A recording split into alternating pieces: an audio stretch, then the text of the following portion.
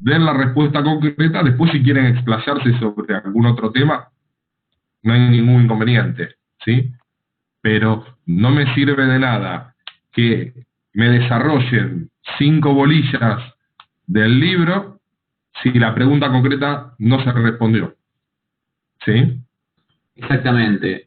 La realidad es que les pedimos no solo concisión, sino que respondan lo que se pide. Si, como decía Ariel, en el examen estamos pidiendo que siguen los elementos esenciales de un acto administrativo, que es más o menos lo que están haciendo ahora en el trabajo práctico que tienen para entregar hasta el sábado, les pedimos los 6, 7 elementos del acto.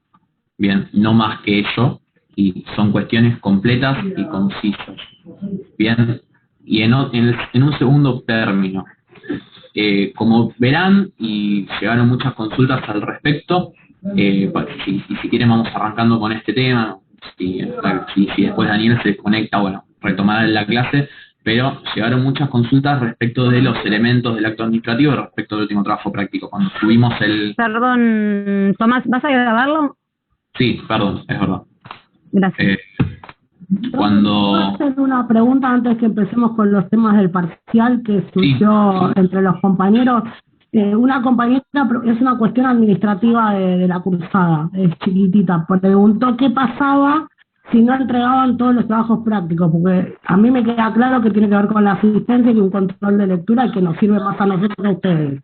Yo tengo claro todo. En cuanto a los trabajos, ya lo comentamos en el Zoom anterior, pero bueno, igual si quieren lo remarcamos. Los trabajos no son para nosotros, sino que son para ustedes. Y no nos vamos a poner en el poder de policía de los docentes, y bueno, yo como ayudante, a ver si entregaron o no entregaron. Porque en realidad los únicos que salen perjudicados al no entregar un trabajo práctico son ustedes, que son los que no van a terminar ya comprendiendo enteramente el concepto de la unidad. Bien, no le vamos por eso a impedir, a menos que, no sé, que Ariel o Daniel o Pablo opinen algo contrario, hasta el cuatrimestre pasado veníamos haciendo eso, no le vamos a impedir a ningún estudiante que no haya entregado la totalidad de los trabajos presentarse al examen, porque no es lo que buscamos, no buscamos dejarlos afuera por un mero ritualismo y por un mero formalismo que les entrega un trabajo, tampoco buscamos sí buscamos que los entreguen en términos para que se comprendan y que para nosotros tengamos una instancia de revisión y decir, bueno, este estudiante viene bien, este estudiante no viene bien y hay que avisarle que no viene bien, ¿ok? Pero quien quiera presentarse al examen de la semana que viene, que esté en las condiciones y que le hace inscripto a la materia, puede hacerlo, ¿bien? Los trabajos prácticos sugerimos enfáticamente que estén presentados a la fecha del examen. Y sí, la verdad que sí, vamos a hacer una tanda de corrección de trabajo, quizás el fin de semana, sábado y domingo. El sábado van a tener un documento que vamos a subir al campus con la resolución del trabajo práctico de acto administrativo, para que más o menos se den una idea por dónde va y cómo había que resolverlo frente al examen, como a modo de corrección general, porque no vamos a llegar a hacer una devolución específica para cada uno. Y después sí vamos a quizás hacer algunos comentarios si hay alguien que tiene los trabajos muy mal, ¿bien? Pero después es lo que dijimos sobre los trabajos prácticos y no son un requisito esencial para la asistencia, ¿ok? No vamos a dejar afuera. El tema fundamental de los trabajos prácticos en este marco de sinceridad que manejamos, les pido que eso ahí está, había alguien que tenía el micrófono abierto. En un marco de sinceridad absoluta entre docentes y estudiantes, viene un compromiso por parte de ustedes y por parte nuestra. Nosotros lo que les decimos con los trabajos prácticos es, realmente, quien lleva adelante todas las clases, la producción de los trabajos prácticos, porque en realidad más que la entrega, lo importante es que los hagan, ¿sí? Como les decía Tomás, nosotros no vamos a impedirle a nadie dar el examen si no hizo los trabajos prácticos. Ahora, la experiencia nos dice que aquel que haya realizado todos los trabajos prácticos, llega al parcial con un conocimiento de la materia que no debería tener ningún inconveniente el día del parcial. Y aquel que no fue realizando los trabajos prácticos, sí, la verdad es que cuando intente abarcar todo de una, los contenidos del primer parcial, se los va a ver bastante complicados. Eso indefectiblemente nosotros lo vemos. Es así. Por lo general, aquellos a los que les vaya a ir mal en el primer parcial seguramente no tengan presentados los trabajos prácticos.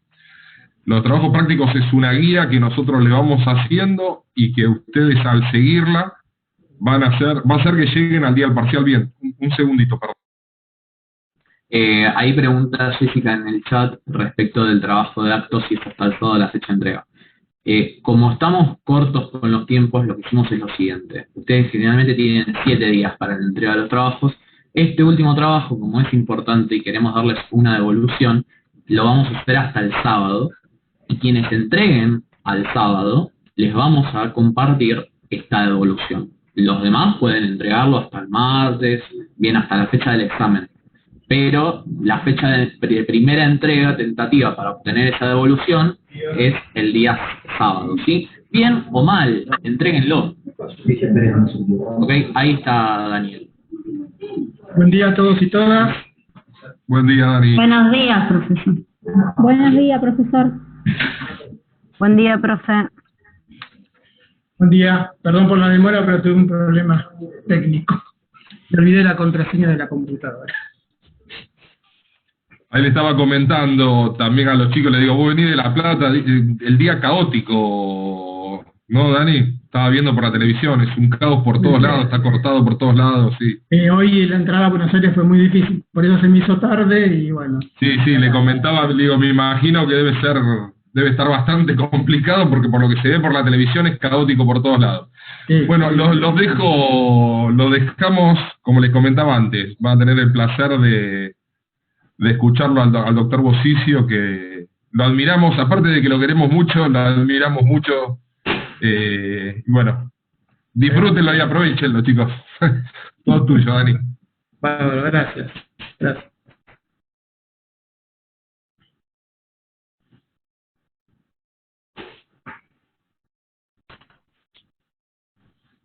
Bueno, si les parece, como quieran, no sé, Dani, cómo querés avanzar, si querés hacer una clase de consulta de dudas o algún tipo de exposición. Hablamos Sí. recién de cómo va a ser el examen, comentamos que vamos a mantener la misma modalidad de 8 a 20 horas y un caso a resolver y algunas preguntas teóricas.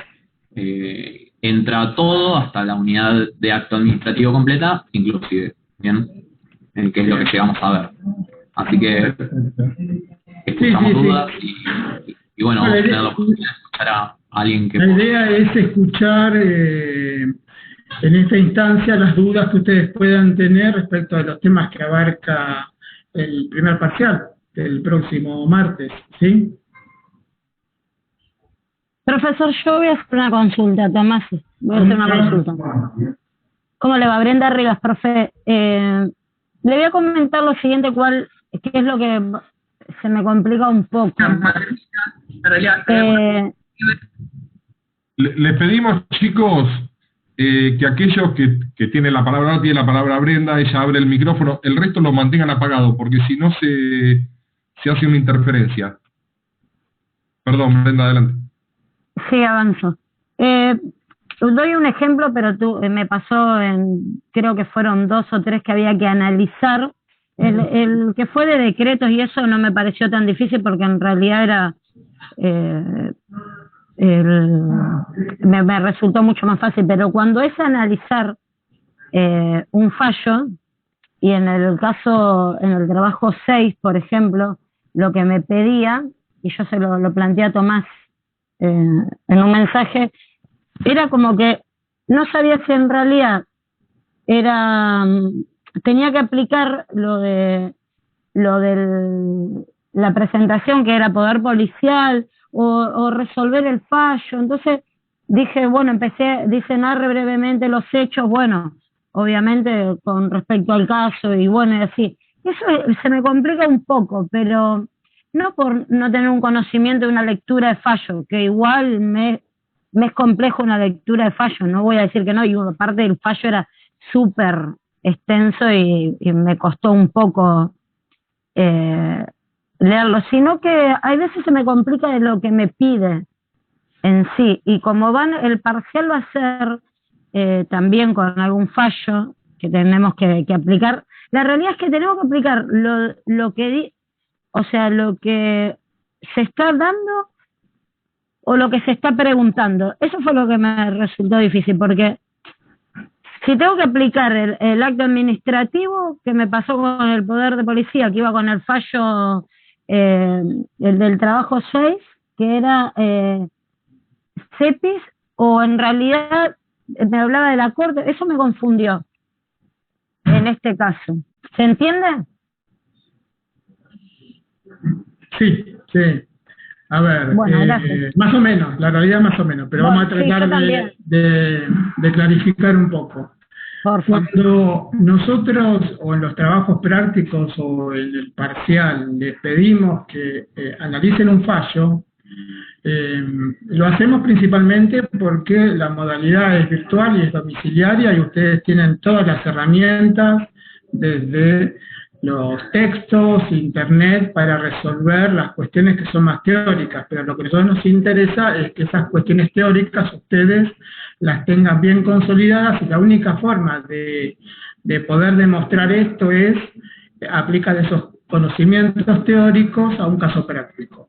Cuando le planteamos un caso, un fallo o un texto de un decreto o de un DNU, la idea no es que ustedes analicen el fallo a través de una crítica de si están de acuerdo o no están de acuerdo con ese fallo o con ese decreto, que podrían hacerlo, pero no es esta la instancia, lo que nosotros estamos apuntando, sino la idea es que ustedes puedan extraer de ese texto, ese fallo o ese acto administrativo, cuáles son los conceptos que desde el punto de vista teórico se están estudiando.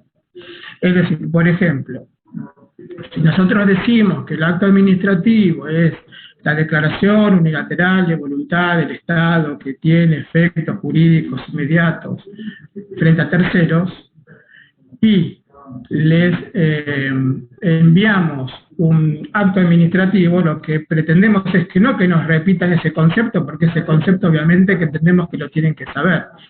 Lo que nosotros pretendemos es que puedan de ese acto administrativo determinar cuáles son los distintos elementos, cuál es el objeto, cuál es la causa, es decir, ya no hablemos de cuestiones abstractas, sino que hablemos de cuestiones concretas referidas a ese acto administrativo. Que podemos estar de acuerdo o no, obviamente, pero eso quedará para una instancia. Si ustedes eso lo quieren agregar al examen, lo pueden agregar, pero la realidad es que no es materia de evaluación hacer una crítica del fallo, sino entenderlo conceptualmente. No sé si más o menos quedó un poco clara a dónde apuntamos cuando les enviamos ese tipo de textos. Sí, profe. Sí, porque no sabía cómo aplicarlo en realidad. Entonces es como que tal vez en el trabajo práctico no copio y pego porque no tengo computadora, sino que más o menos escribo dentro del mismo fallo, y a veces copio lo mismo y sé que no es así, sino que tendría que aplicar, ¿se entiende? Pero en realidad porque no sé cómo aplicarlo. No, está muy bien lo que vos estás diciendo, porque la idea no es que vuelva, es decir, el decreto no dice, por ejemplo, objeto, dos puntos, y establece cuál es el objeto del acto administrativo. No dice causa, dos puntos, y establece la causa. Eso está dentro del texto. Ustedes lo que tienen es que marcarnos cuáles son, dentro de ese texto, cuál es el objeto, cuál es la causa, cuáles son los antecedentes jurídicos y fácticos, cuál es la motivación, cuál es la finalidad, si tiene alguna condición. No hacer, digamos, una transcripción literal de lo que dice ese acto administrativo, sino puntualizar concretamente dónde ustedes encuentran los conceptos teóricos, en ese caso concreto, en el texto que mandamos a través de los trabajos prácticos o eventualmente a través de la evaluación. ¿Sí? Profe, una pregunta. Sí, cómo no. ¿Yo? No, sí. Porque justo lo nombró y era mi duda. ¿Un decreto es un acto administrativo? Sí, por supuesto. El decreto... Yo entendí que no, porque era de alcance general. No. Y el acto administrativo tiene como un alcance particular. Y la otra duda que tenía, perdón, ya le digo las dos, Sí, cómo no. es el tema de la competencia. O sea, en el acto que ustedes dieron, a ver si entendí bien el trabajo. O sea, era, bueno, una resolución sobre las universidades que tenía relación con la pandemia. Entonces ahí lo que decía que teníamos que detectar cada elemento. Entonces, bueno, voy al elemento causa. ¿Dónde está el elemento causa? No sé, está en el tercer párrafo. ¿Es eso? Y explicar por qué esa es la causa. Y en el caso de la competencia, yo lo que entendería es que, bueno, que es competencia, en este caso del Ministerio de Educación, porque es algo o sea, que tiene que ver con la educación a nivel nacional. ¿Sería eso más o menos? ¿Estoy bien guiada? Más o menos sería eso, sí, con alguna precisión. A ver, cuando nosotros hablamos de la competencia, entendida como la aptitud que tiene la aptitud legal que tiene, la capacidad, si se quiere, legal que tiene el funcionario para emitir ese acto administrativo, siempre esa aptitud tiene que estar transcripta realmente al final del acto administrativo. Ustedes van a poder ver muchos ejemplos que dicen: la presente medida se dicta en virtud de la facultad otorgada por el artículo tal, tal y tal de la ley tal, que generalmente es el artículo que otorga la competencia o la aptitud al funcionario para poder actuar legítimamente, ¿sí? Les leo si les parece concretamente del ejemplo. Sí, ahí lo vi, perdón, es lo último. Que la lo tenía abierto. Dice que la presente se dicta en uso de las facultades conferidas por la ley de ministerios, etcétera. Ven que, como decía el doctor Bosicio, textualmente lo reproduce. Al final del acto administrativo establece que la presente se dicta según las facultades conferidas por... Y ahí surge la competencia. Perdón, profe, ¿y el tema del decreto? ¿Un decreto es un acto administrativo? Sí, por supuesto. Los decretos son genéricamente el nombre que se les da a las decisiones que toman los titulares de los poderes ejecutivos, es decir, el presidente de la nación, los gobernadores y gobernadoras, y los intendentes e intendentas, ¿sí? Ahora, esta es la denominación general, pero un decreto puede ser a su vez un reglamento o un acto administrativo, es decir, puede tener un contenido general o un contenido particular. Por eso es que vamos a encontrar decretos que son reglamentos y decretos que son actos administrativos porque tienen un alcance particular, pero la denominación de las decisiones que generalmente toman las cabezas del Poder Ejecutivo, tanto nacional, provincial como municipal, se denominan decretos. Así lo dice la Constitución, las constituciones provinciales, y en el caso de la provincia de Buenos Aires, la ley orgánica de las municipalidades. Dice: las decisiones que adopte el intendente municipal revestirán el carácter de decretos. Pero hago la salvedad que el contenido de ese decreto puede variar y puede ser o un reglamento o un acto administrativo. ¿Un decreto puede o no ser un acto? Por ejemplo, un DNU no. A ver, el DNU, si bien se denomina decreto, técnicamente no es un acto administrativo. ¿Por qué? Porque el acto administrativo, recuerden que produce efectos particulares, en tanto que el DNU es una norma de carácter legislativo que toma el Poder Ejecutivo a través de una atribución constitucional. Es decir, cuando el presidente de la Nación dicta un DNU, en definitiva lo que está haciendo, está produciendo una ley en sentido material, porque es una norma general, abstracta y obligatoria, que tiene aplicación erga omnes, es decir, tiene una aplicación general y no particular. Pero, a pesar de que es una ley en sentido material, la denominación de ese texto, de ese instrumento, se denomina decreto. En ese caso, decreto de necesidad de urgencia o decreto sancionado en acuerdo de ministro. También se pueden ver con las dos denominaciones, ¿sí? Profe, una consulta porque así vamos en orden primero con el TP6. Había muchas dudas sobre el tema de cuál era la controversia del TP6, que me parece que es lo que quería preguntar Brenda en todo su relato. Hubo muchas dudas con eso. Y con respecto a esto último que dijo de los decretos, ¿es un decreto cuando es un decreto autónomo? Sí sería un acto administrativo. ¿O no? A ver, vuelvo a repetir, la denominación de decreto es una denominación general, pero el decreto, lo que se llaman los decretos autónomos, que son los que la administración pública dicta per se dentro de su digamos, esfera de competencias primarias, o también se llama zona de reserva, como lo denominan algunos autores, también van a depender del alcance que tenga ese decreto autónomo.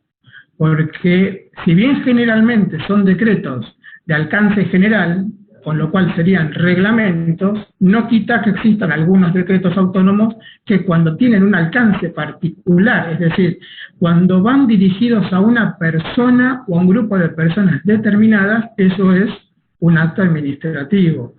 Por eso es que el rótulo de decretos no nos tiene que llevar a la confusión de decir, bueno, decretos son reglamentos o decretos son actos administrativos. Bueno, vuelvo a repetir, los decretos pueden ser o reglamentos o actos administrativos, ¿sí? No sé si quedó contestada la pregunta, necesitan profundizar. Clarísimo. Y con respecto a eso, si podría aclarar del trabajo anterior bien lo de la controversia, porque algunos pusimos una cosa y a otros otra, y me parece que es lo que no quedó muy claro del trabajo anterior, del fallo CEPI.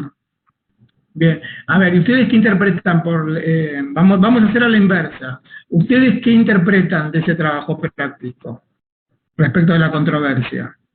Yo entendí que la controversia era esto de frenar de los aumentos, que se frenaron las tarifas porque sí o sí tenía que haber una audiencia pública por el tema de la participación de la ciudadanía, y yo entendí que esa era la controversia, yo particularmente. No sé si los compañeros les quedó tan claro porque fue algo que surgió en la charla que nosotros tenemos, que me parece que es a lo que apuntaba Brenda cuando preguntaba, porque a todos les costó eso, identificar la controversia. Yo tuve un profesor de constitucional que cuando teníamos que analizar fallos me decía, no se queden con el chusmerío, ustedes vayan a lo concreto. Y a mí esa frasecita me sirvió para que cuando leo un fallo ir al meollo de la cuestión, digamos. Primero fijarme qué se discute y después leer, y ir desglosándolo. Sí, a ver, en el fallo al que estamos haciendo referencia, la controversia se basó en la legalidad o legitimidad de las resoluciones que establecieron aumentos en las tarifas del servicio público, y esta legalidad estaba dada en discutir si se requería o no previa audiencia pública a los efectos del aumento tarifario. Respecto de esto, esto fue un amparo, ¿sí? Un amparo que se presentó contra el Estado Nacional, la Secretaría de Energía, y en su momento lo que la Secretaría de Energía, a través de su cuerpo de abogados, lo que esgrimió es que como no se trataba de un aumento definitivo, sino que era un aumento, digamos, si se quiere, a cuenta de una revisión integral de las tarifas, no se requería de audiencia pública, porque no era un aumento definitivo, sino que podía ser una... Y la realidad es que la norma no habla de aumentos definitivos o provisorios, habla de aumentos. Y como acá se aumentaron las tarifas y no se hicieron oportunamente las audiencias públicas que requiere el marco normativo, la controversia era esa, la controversia era si esa medida había sido dictada legítimamente, ¿sí? Perfecto, gracias, profe. No, nada. Sí, yo lo llevé por ese lado, pero bueno, no tan claro, profe.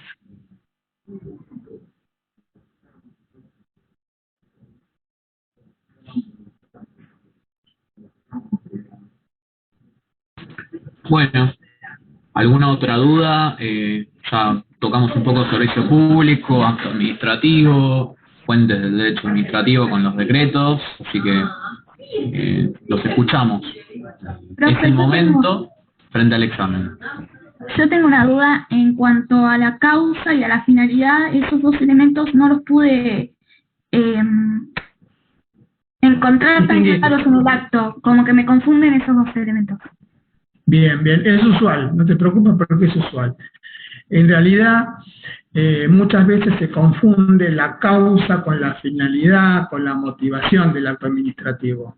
Eso es lo que más problemas ofrecen estas definiciones. A ver, los elementos del acto administrativo muchas veces son las distintas caras de una misma moneda, porque el acto administrativo es uno. Habrá que encontrar dentro del acto administrativo cuáles son los distintos elementos.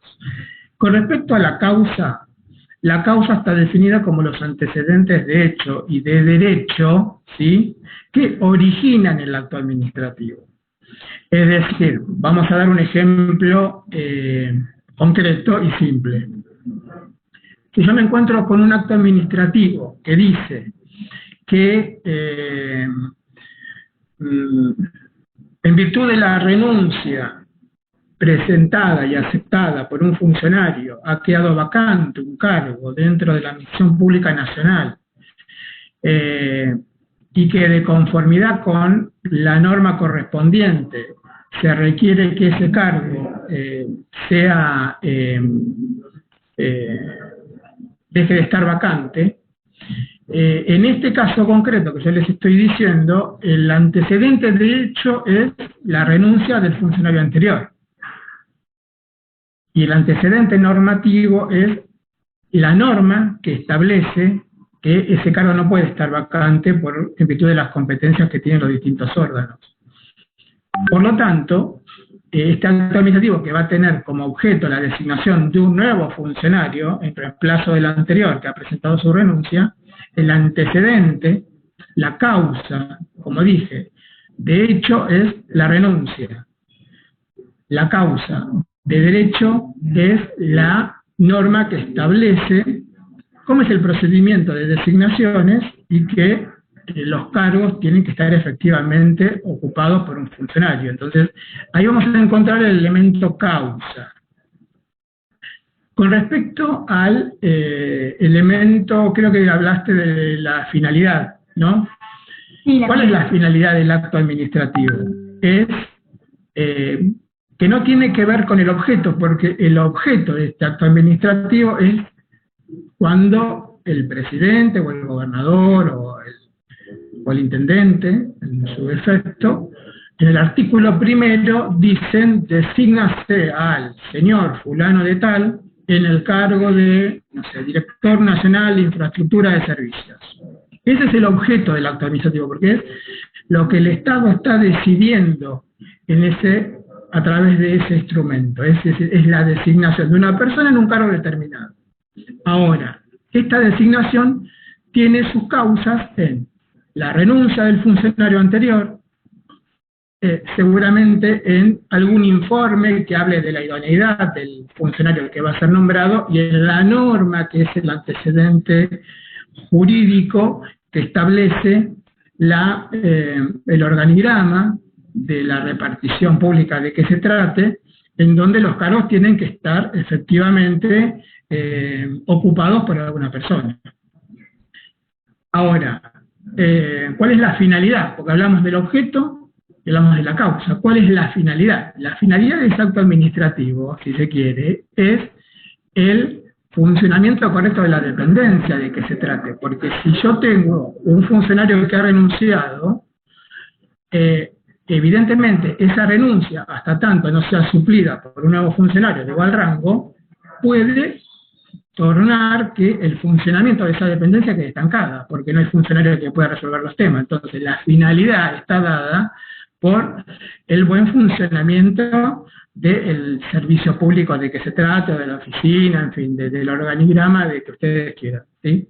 Por eso es que no hay que confundir la motivación, que son las causas, con la finalidad. La finalidad es eso, la finalidad es por qué o para qué el Estado dicta el acto administrativo, ¿sí? Fíjense, Eso lo contamos, les profesor. hago un comentario a ver respecto del acto administrativo que les enviamos de trabajo práctico. Es un acto administrativo, creo que lo eligió Tommy, es bastante claro.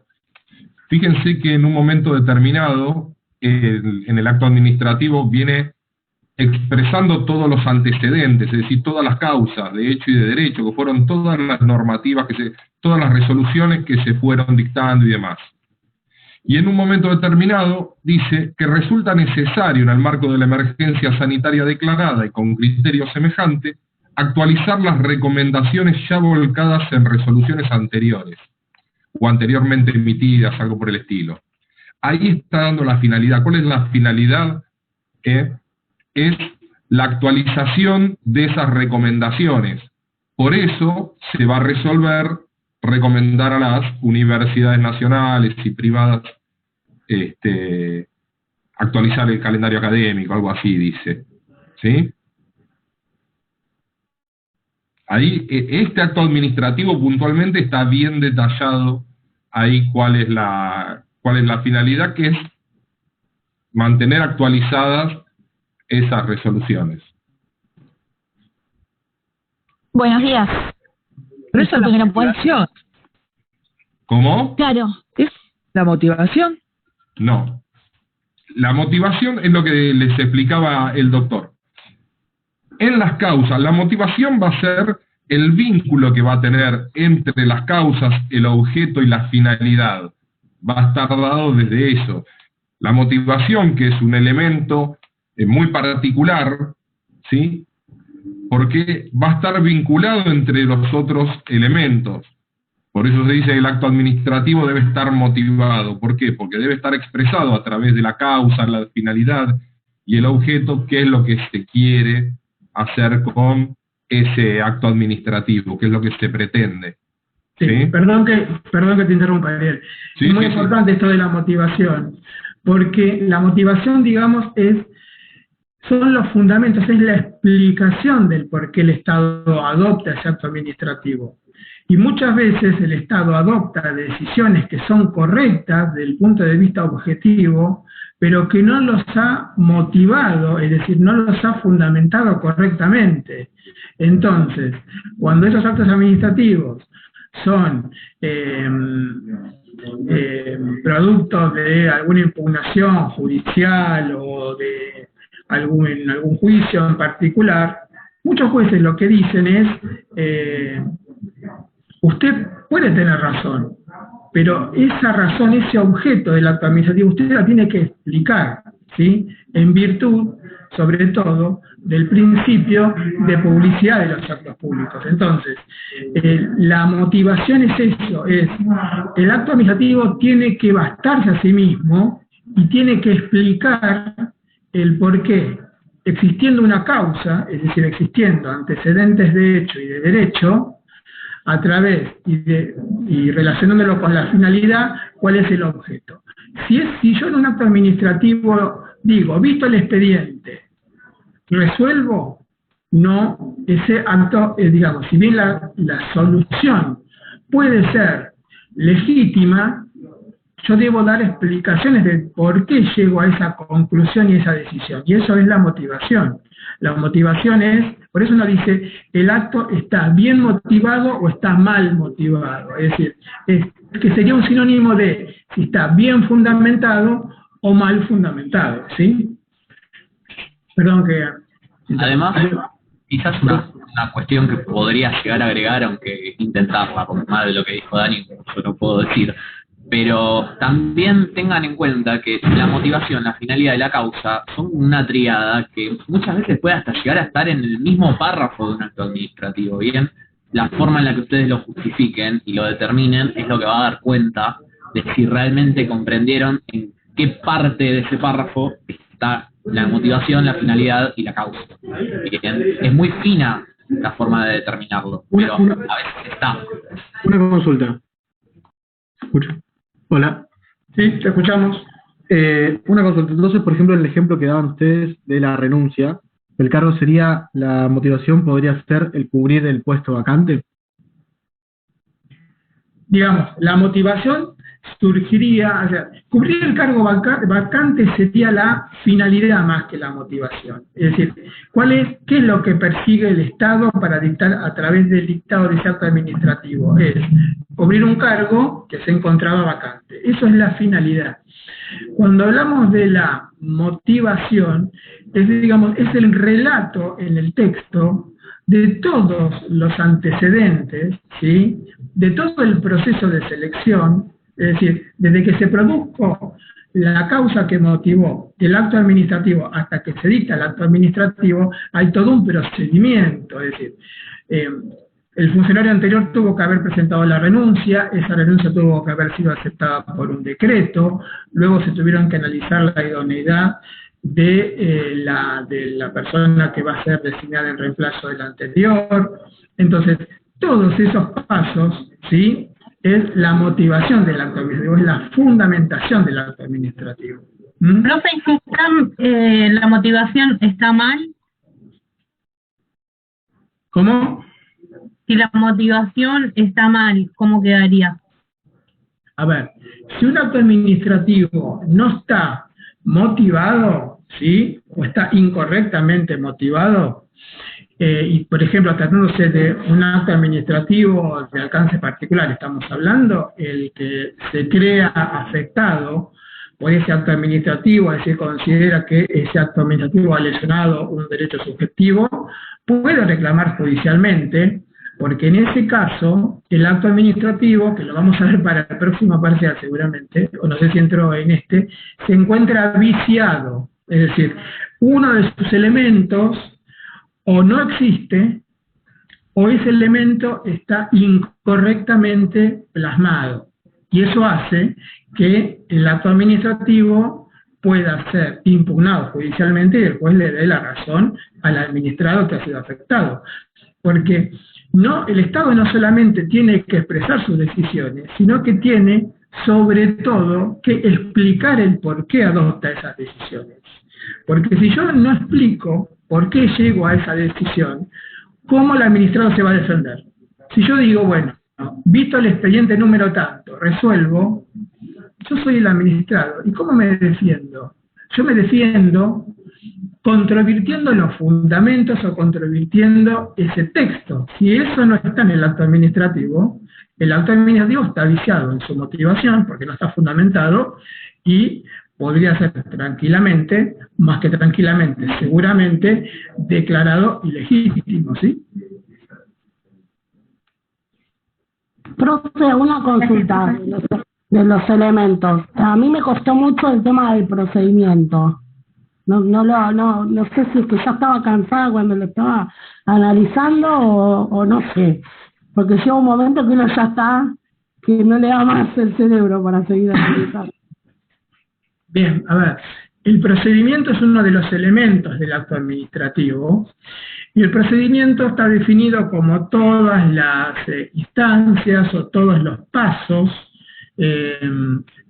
dice la ley, las actuaciones materiales que se van generando en un expediente administrativo, digamos, es el camino que recorre esa decisión del Estado desde que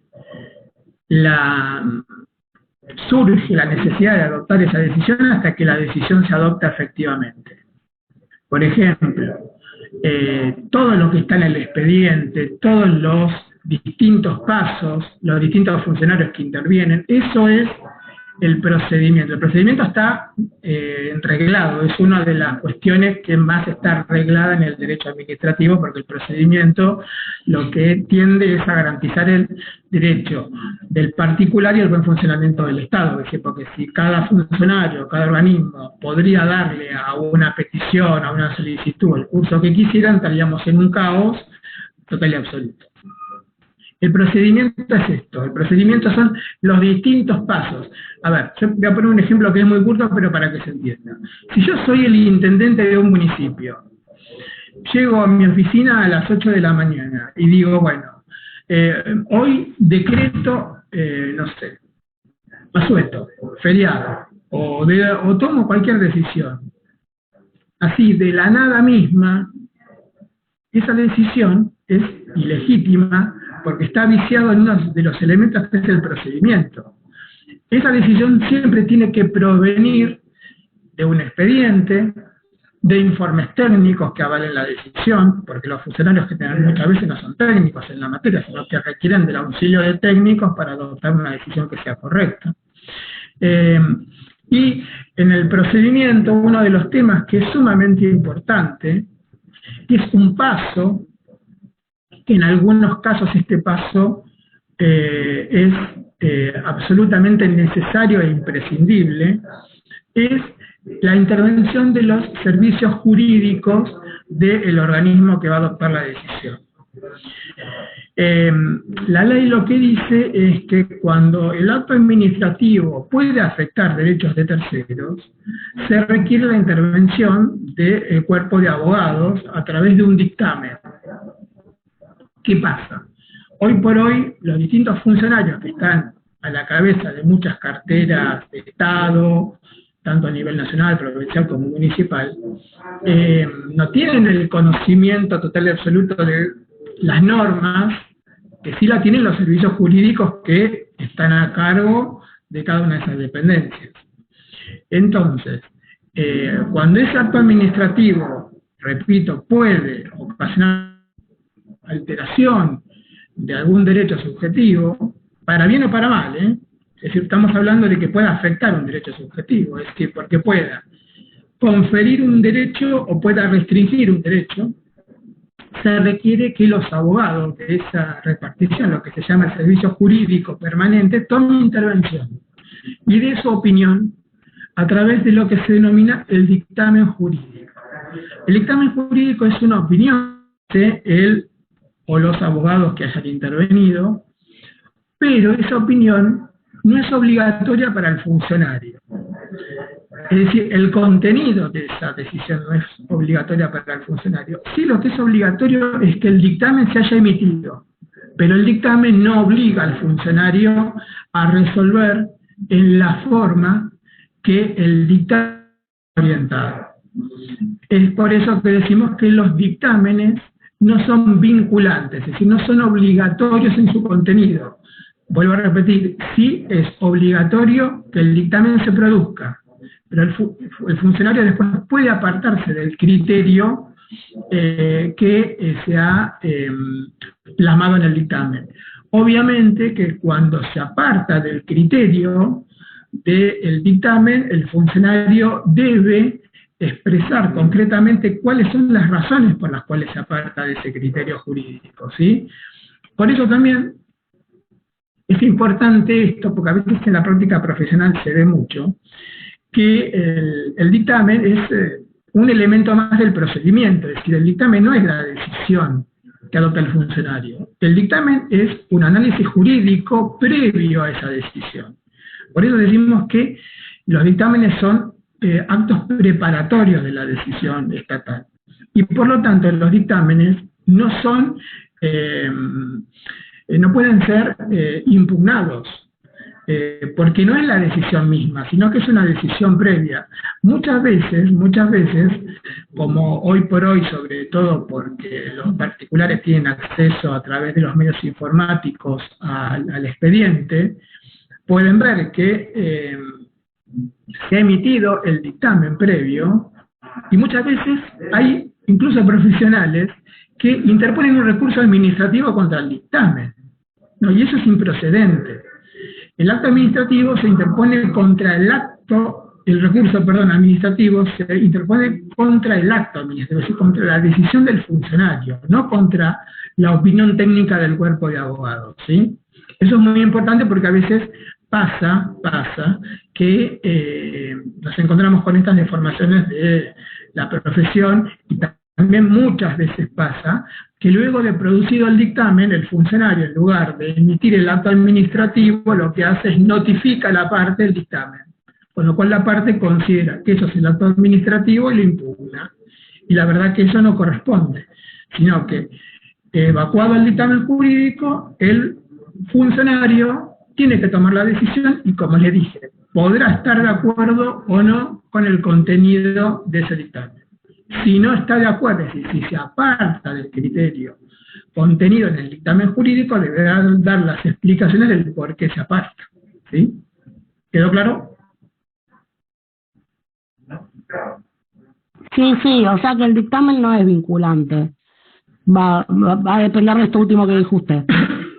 El dictamen siempre tiene que estar, pero la opinión del dictamen, es decir, la opinión del cuerpo de abogados, no obliga al funcionario. El funcionario puede apartarse de ese criterio, si lo considera. Pero, vuelvo a repetir, es muy importante. Si se aparta del criterio, tiene que dar las explicaciones del por qué se aparta. ¿Sí? Bueno, entonces el procedimiento sería la intervención. Se cortó.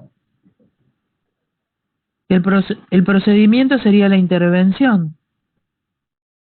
Digamos que la intervención lo que va a ser precisamente, ¿por qué también es fundamental la intervención de los servicios de asesoría jurídica permanentes? Porque lo que van a hacer, entre otras cosas, es verificar que se haya cumplido con todo el procedimiento previo. Eso es lo que les explicaba el doctor.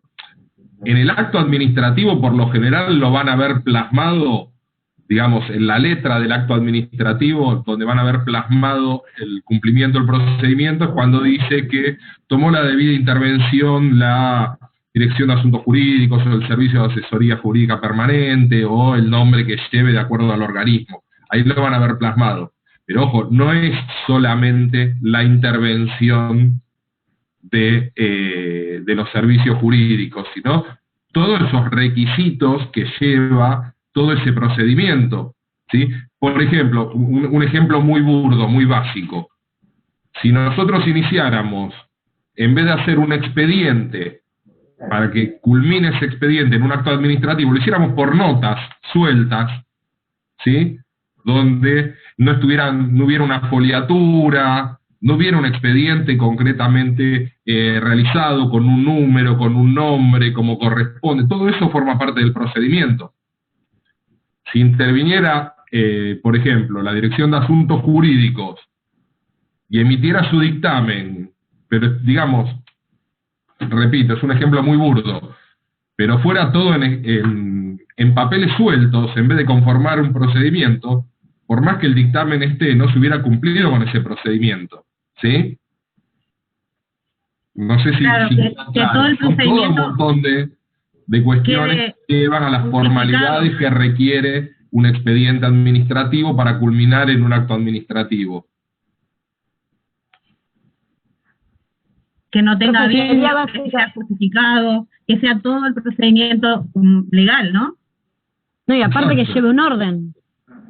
Exacto. A eso hablamos.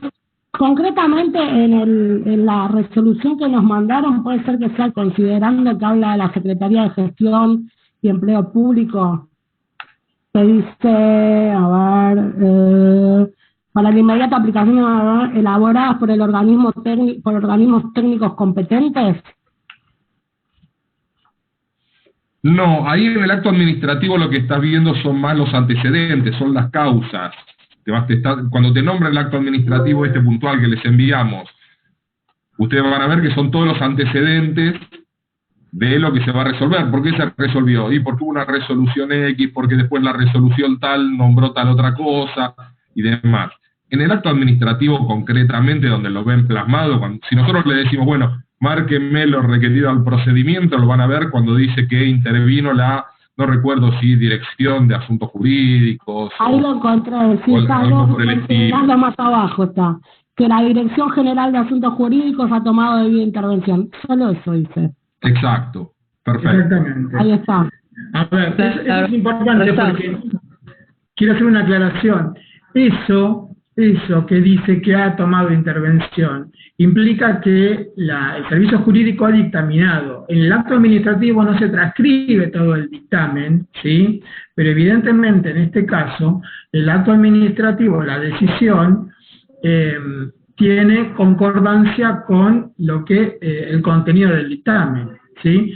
Porque si la decisión hubiese desoído la opinión jurídica del dictamen, en ese caso el funcionario debió decir que intervino el servicio jurídico, que el servicio jurídico dio determinada opinión, pero que él se aparta de esa opinión y da los fundamentos. En este caso, cuando se dice de una manera muy escueta, es decir, que ha tomado intervención, es porque hay una consonancia entre la opinión jurídica previa y la decisión final que adopta el funcionario o el Estado en sí, ¿sí?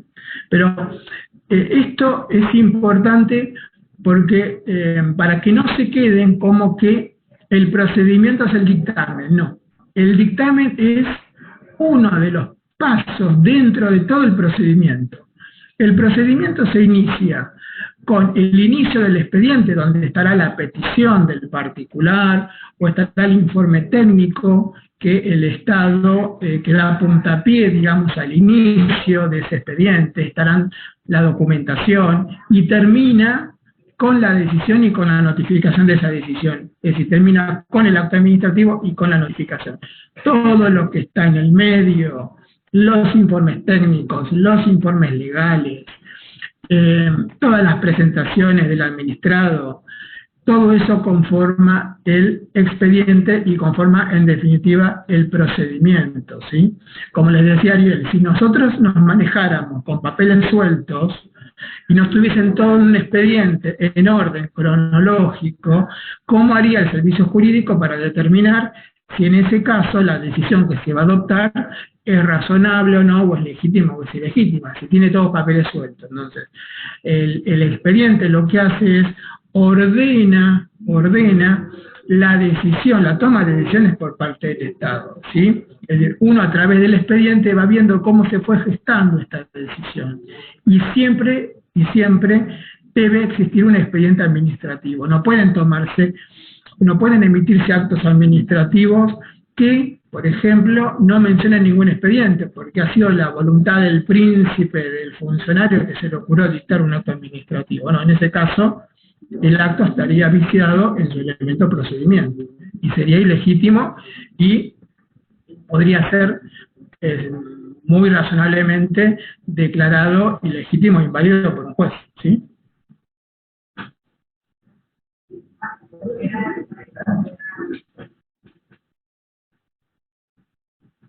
Y la forma es meramente formal, ¿verdad? Es a donde dice arriba, Ciudad de Buenos Aires.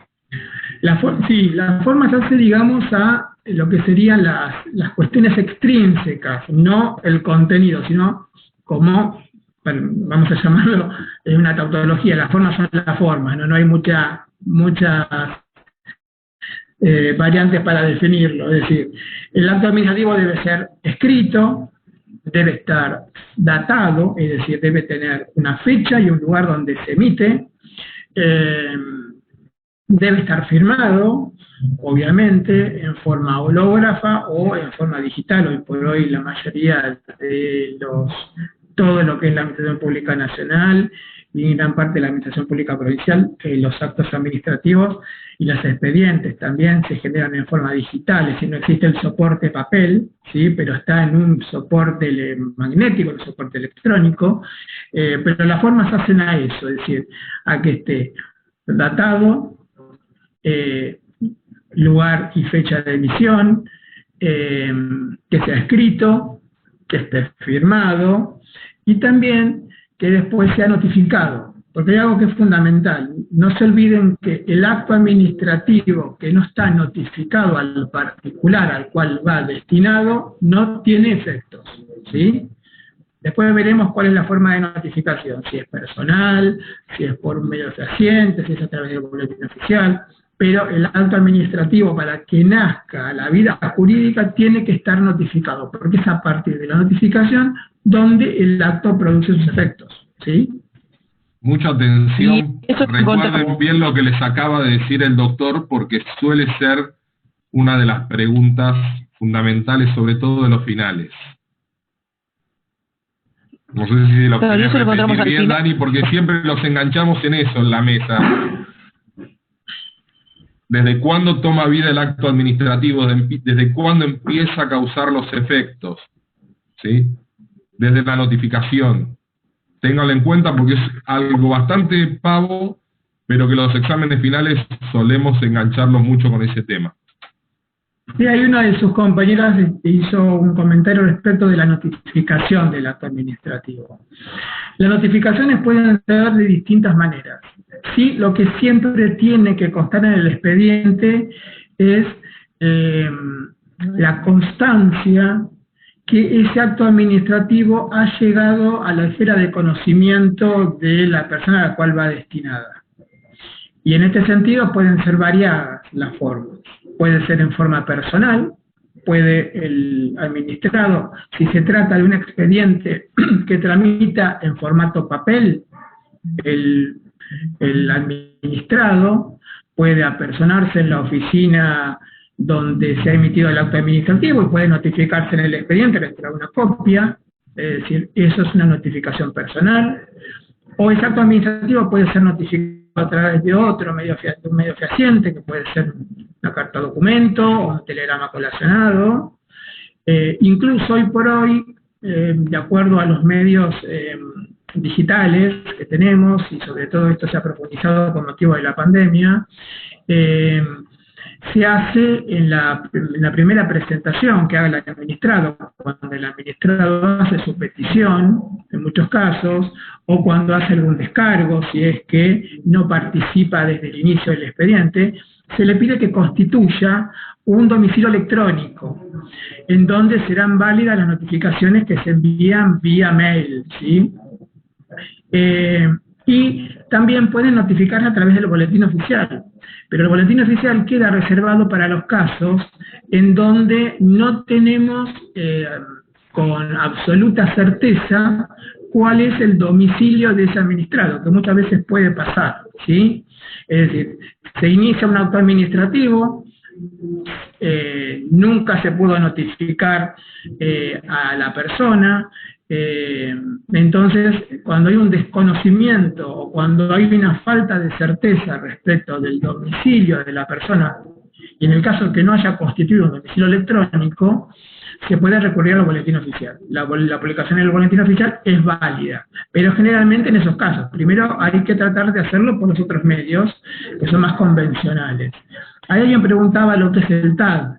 El TAD es un sistema que se llama Trámites a Distancia, que es un sistema que utiliza la Administración Pública Nacional para canalizar, digamos, hoy todas las peticiones. Hoy ustedes, si tienen que hacer una petición a cualquier ministerio o cualquier organismo del Estado, ingresan a esa plataforma, tienen que seguir un procedimiento, es decir, tienen que escanear la nota que ustedes quieran mandar, en fin, y se envía a través de esa plataforma digital, y eso es lo más importante, es que les da un número de expediente. Ustedes son los generadores de ese expediente a través de la plataforma TAB, y después podrán seguirlos a través, con ese número, a través de,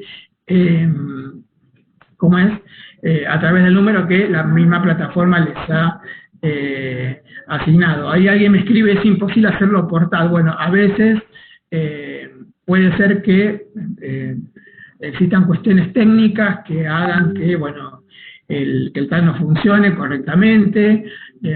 También quiero aclarar que el TAD es una herramienta que tiende a agilizar, lo que no implica que si ustedes tienen que hacer una petición, la puedan hacer en papel, es decir, con un formato papel, ante el organismo, ante la mesa de entrada del organismo, o la pueden hacer a través de una carta documento, ¿sí?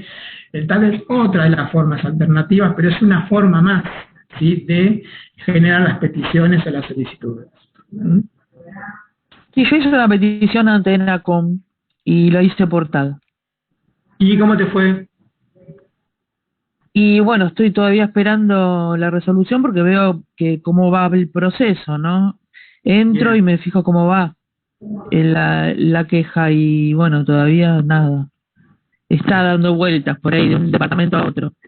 Claro. Sí, a ver, está transcurriendo el procedimiento de tu petición. Vos hiciste una petición o un reclamo y estará ese reclamo transitando las distintas dependencias que tengan que intervenir hasta que se adopte una decisión definitiva, decisión que o hará lugar a tu reclamo o te lo rechazará. ¿Sí? Exacto, estoy esperando. Y voy viviendo el proceso. Bueno, espero que tengas suerte. Gracias. Profe, respecto a la notificación, siempre tiene que ser escrito, ¿no? Porque a mí me llegó hasta notificaciones por WhatsApp, por ejemplo, del juzgado. Nunca oral, ¿no? No. La notificación oral no existe porque sería, a ver, vuelvo a repetir algo. La notificación tiene que implicar una constancia por la cual ese acto administrativo ha llegado a conocimiento de la persona a la cual va dirigido, ¿sí? Es decir, eso es la notificación, es a noticiar a una persona de una decisión del Estado. Si yo lo hago en forma verbal, no hay forma de constatar esa circunstancia, ¿sí? ¿Cómo la reflejo en el expediente? Que con testigos que digan que me vieron que te estaba diciendo que fuiste despedida o que fuiste suspendida o trasladada o que te rechazo tu reclamo, no sería lógico.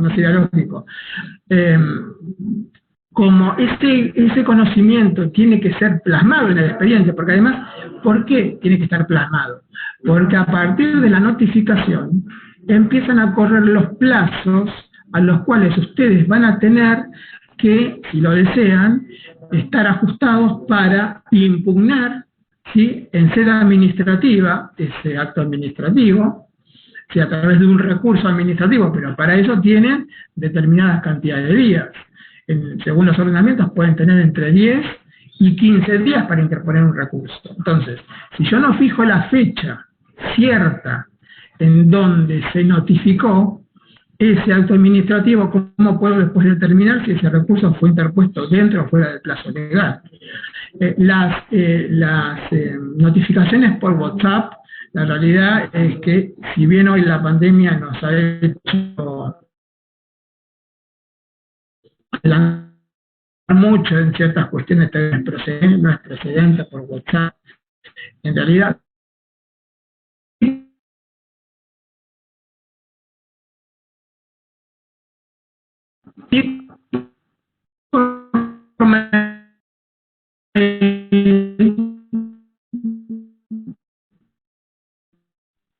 sí, por lo menos vos hayas constituido que han tenido una revolución impresionante con motivo de la pandemia.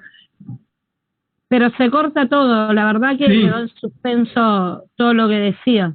No sé si a mí o a todos nos pasó. Sí, yo no entendí la última parte, porque se le cortó el Se entrecortó la última parte nada más, pero... ¿Nos escuchás? Yo lo que escucho. Ahí está. Listo. Se ve que se cortó la última parte de lo que estabas diciendo respecto de la notificación. Bien. No, yo lo que les decía es que la notificación, es decir, es esa constancia que tiene que estar en el expediente de esa constancia que ilustre que el destinatario de ese acto administrativo ha tomado conocimiento del mismo, es decir, porque notificación proviene de noticia, es decir, yo tengo que anoticiar a la persona a la cual va dirigido ese acto administrativo. Y es muy importante porque a partir de la fecha de la notificación empiezan a correr los plazos para impugnar, para recurrir ese acto administrativo, esa decisión del Estado, a través de los recursos administrativos correspondientes. Y esos plazos pueden variar, según los ordenamientos, entre 10 y 15 días. Por lo tanto, si yo no puedo determinar a ciencia cierta cuál es la fecha de notificación, después no voy a poder determinar, en el caso que se plantee un recurso, una impugnación, si esa impugnación fue presentada dentro o fuera del plazo legal. Porque recuerden que una vez notificado el acto administrativo y ante la ausencia de impugnación, ustedes han acatado esa decisión del Estado. Es decir, el acto administrativo queda firme, consentido, y no se puede volver atrás, ¿sí? Por eso es muy importante... Sí. Un ejemplo de la notificación por boletín oficial se me vino a la mente, que es, por ejemplo, cuando fallece una persona y tiene tiene poder adquisitivo y esos bienes deben quedar a resguardo de alguien, obviamente a su familia. Y si no tiene familiares, nadie lo reclama, pasa a pertenecer al Estado. No es ahí está mezclando. Ahí estás mezclando. No, ahí estás mezclando dos cuestiones. A ver, por un lado son los edictos, que son notificaciones, pero en el marco de un proceso judicial. Los edictos judiciales son en el marco de un proceso judicial. También cuando se utilizan, que se pueden publicar en el boletín oficial o en diarios de circulación del lugar donde tenga asiento el juzgado de que se trate. Pero los edictos judiciales, vuelvo a repetir, se utilizan en el marco de un proceso judicial. Nosotros estamos aquí hablando de un procedimiento administrativo, ¿sí?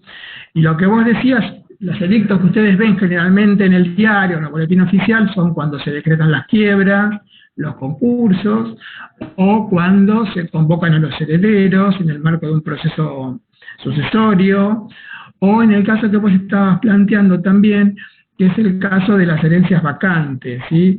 Que es el caso que una persona fallezca sin dejar herederos, y en ese caso, bueno, antes de declarar la vacancia de esa herencia, se hacen publicaciones obviamente a los efectos de determinar si puede existir algún heredero que se desconozca, ¿sí? Pero los edictos judiciales son para el proceso judicial. Nosotros estamos hablando aquí de las notificaciones en el ámbito del procedimiento administrativo, ¿sí? Sí, las notificaciones, profe, son súper importantes para todo ordenamiento, porque si fuera, vamos a decir, en un acto, o sea, en un caso penal también tiene un plazo, si fuera en lo civil también tiene un plazo, todos tienen un plazo. Entonces, como tienen un plazo, sí o sí, la notificación es súper importante. Si no existiera la notificación, directamente como la persona que lo está o haciendo una acción o encima algo. Notificación. Exactamente. La notificación lo que hace es que todo ese acto administrativo, todo ese procedimiento que termina en la emisión del acto administrativo, nazca al mundo jurídico. Un acto administrativo que, aunque esté firmado, no está notificado, no produce efectos. No produce efectos. Entonces la notificación es fundamental tanto en el procedimiento administrativo, que es lo que estamos viendo nosotros, como en el proceso, obviamente. Una sentencia que es dictada por un juez, pero que no es notificada, no es válida. La sentencia recién nace en la vida jurídica cuando es notificada a las partes intervinientes en ese proceso, obviamente. La notificación es fundamental. No, yo di el ejemplo... Y el ejemplo de cualquier ordenamiento, profe, como para decir la importancia, no solo en lo administrativo, en lo general, en cualquier, o sea, nosotros como ciudadanos, o en lo general, lo que es la notificación por los plazos que tienen, tanto sea cualquier ordenamiento, a eso me refería, la importancia. Una consulta, concretamente para no desviarnos del tema. En el trabajo que nos dieron a analizar en la resolución, se va a notificar a través del boletín oficial, dice en el artículo 2 de los resuelvo. Dice, notifíquese, comuníquese, bueno, ahora no me acuerdo de memoria lo que dice. Esa sería la forma, porque mi duda es, si la forma es la fecha, o si además tengo que poner arriba que dice la fecha. Todo. Eso es lo que todo es. La fecha y el resuelvo de abajo que indica dónde se va a notificar. Esa sería la forma.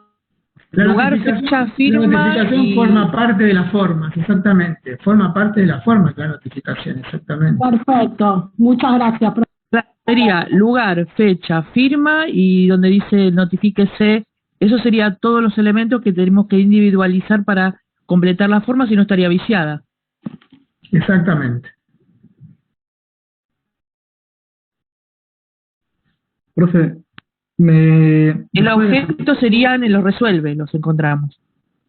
Exactamente, el objeto de los actos administrativos generalmente está en el artículo primero, donde el objeto es lo que esa decisión crea, modifica o extingue, es decir, porque el objeto siempre está relacionado con, es un objeto jurídico, es el objeto de una relación jurídica. Entonces, ya vuelvo a repetir, el objeto es lo que esa decisión crea, modifica o extingue respecto del administrado, es decir, le concede un derecho, le concede un beneficio que ha solicitado, o le modifica ese beneficio, o le extingue ese beneficio, ¿sí?